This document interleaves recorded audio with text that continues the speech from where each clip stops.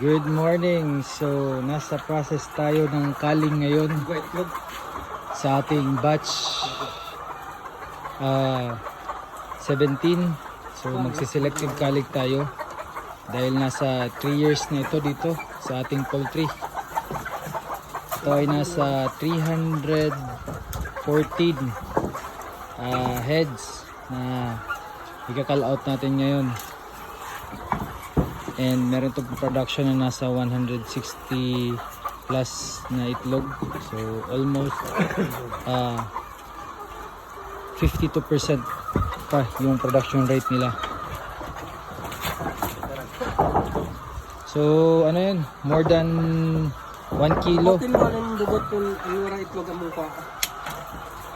Selective culling lang muna tayo ngayon dahil yung iba may nangingitlog pa naman.